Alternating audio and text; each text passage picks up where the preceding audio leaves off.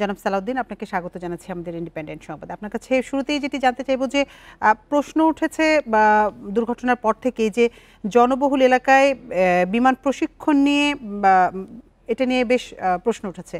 তো এই দুর্ঘটনাটা এড়ানোর কোনো সুযোগ ছিল কিনা? পক্ষান্তরে আরেকটি বিষয় এসেছে যে বিমানবন্দর এলাকায় বা বিমান ঘাটির আশপাশে স্কুল বা আবাসিক অবকাঠামো নির্মাণ নিয়েও প্রশ্ন আছে। এ বিষয় নিয়ে কি বলবেন আপনি? ধন্যবাদ। সারা দেশ শোকাহত, এবং একটা জঙ্গি বিমান দুর্ঘটনার কারণে, আহ, ছোট জঙ্গি বিমান সাইজে এর দুর্ঘটনার কারণে যে এতগুলি প্রাণহানি হবে এবং এত মানুষ আঘাতপ্রাপ্ত হবেন, বাউন্ড হয়ে যাবেন, এটা অত্যন্ত মর্মান্তিক এবং দুঃখজনক। তা দ্যাট টু একটা স্কুলের চিলড্রেনরা। তা প্রথমত আপনাকে একটু জানাতে চাই যে আহ, এটা এই প্রশিক্ষণ বিমানটা যেটা লাস্ট পর্যায়ে ছিল জাস্ট একটা জঙ্গি জঙ্গি বিমান চালাবার জন্য লাস্ট ফ্লাইট ছিল ডুয়েল মডেলের। এইটা এটা টেক অফ করার পরে এটা একবার বা দুটো সার্কিট করে আসার কথা, একটা একটু হাই লেভেল সার্কিট, একটা লো লেভেল। তো প্রথমে সার্কিট করছিল, যেটাকে ইনিশিয়ালস আমরা বলি, যাই হোক।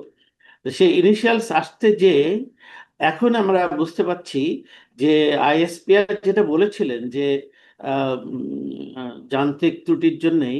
তা আমি এখনো ধারণা করছি, আমি কনফার্ম করে বলতে পারছি না, যে সম্ভবত যান্ত্রিক ত্রুটির জন্যই এরোপ্লেনটা কন্ট্রোলের বাইরে চলে গিয়েছিল। তবে তবে একটা জিনিস মনে রাখতে হবে, আমাদের এই স্কুলটি কিন্তু জাস্ট রানওয়ে বরাবরই কিছু উত্তরে, জি, যেখান থেকে ওই এরোপ্লেনটা উড়ে যাচ্ছিল। তো এটা কিন্তু ল্যান্ডিং করতে আসছিল না প্রথমত।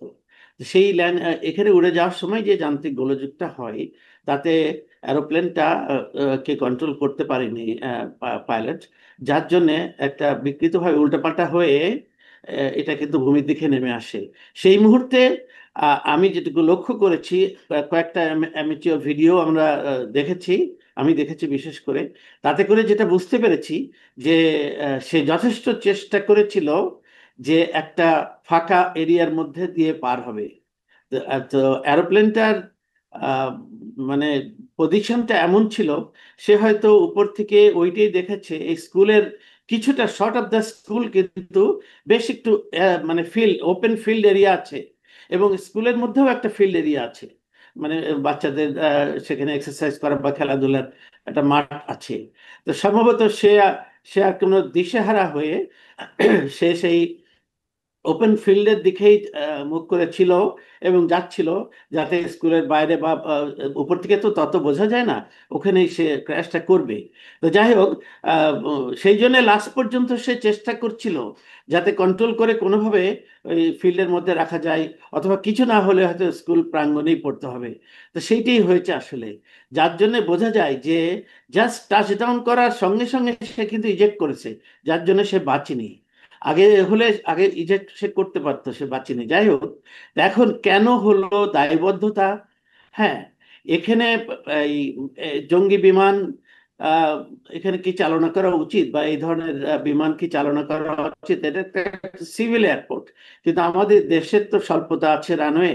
এটা অনেক এত বছরে কিন্তু এটা অলরেডি আমাদের বোঝা উচিত ছিল যে আমাদের জন্য এয়ারফোর্সের ফ্লাইং করার জন্য আলাদা জায়গা, আলাদা রানওয়ে, এবং এটা একটু মাঠ অঞ্চল বা চর অঞ্চলে এগুলো করা উচিত। তো কি হয়েছে তো আমাদের এই এই ধরনের, রানওয়ে। আপনি যেমনটি বলছিলেন, তো এই ধরনের দুর্ঘটনাগুলো রোধে আসলে কি কি বিষয় বিবেচনায় নেওয়া উচিত? এখন তো আর বিবেচনা, আমরা দুর্ঘটনা তো ঘটিয়ে ফেলেছি। আমি কয়েকদিন ধরে খুব স্ট্রংলি বলছি, এখন থেকে আর এয়ারফোর্সের ফ্লাইং করাটা এখানে ঠিক হবে না। আজকে থেকে, মানে গতকাল পরশু থেকে এটা বন্ধ করে দিতে হবে। এটা আমি মনে করি আমাদের চিটাগাং বেসে তারা অপারেট করতে পারে, এটা প্রথম ইয়ে।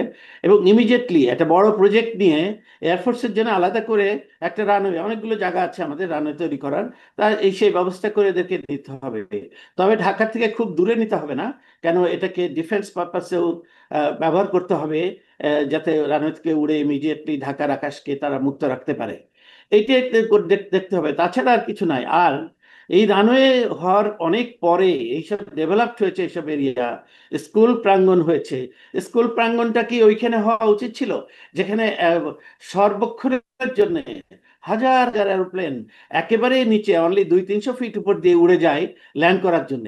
তো এটা তো একটা ক্লাসরুমের জন্য, বাচ্চাদের জন্য কিন্তু একটা খুব একটা ভালো জায়গা ওটা ছিল না।